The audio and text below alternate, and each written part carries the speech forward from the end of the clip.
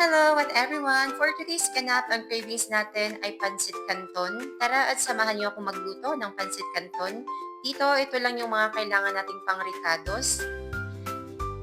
Within just one snap, gayat na yung ating mga gulay. Ganitong gayat lang yung ginawa natin sa ating gulay and you're good to go na. Sa talyasi, maglagay ng mantika, igisa na din ang bawang, sibuyas, at isunod na din ang manok. Haluin lang at isang kutsa ng a little bit. Takpan, then let it simmer for a while. Once okay na, haluin lang at maglagay na ng tubig. Maglagay na din tayo ng toyo ko, toyo ng jowa mo, at toyo ng everyone. Charot lang. Maglagay na din ng patis, oyster sauce, and of course, ang ating Knorr chicken cubes.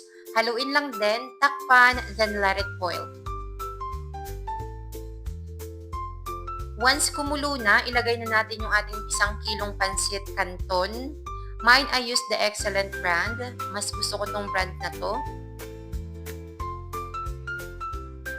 Haluin lang din and you can always adjust your seasoning according to your taste.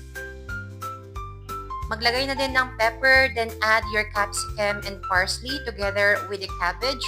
Dito guys, nakalimutan kong ilagay yung carrots natin. But anyways, masarap pa din yan. Halu-haluin lang.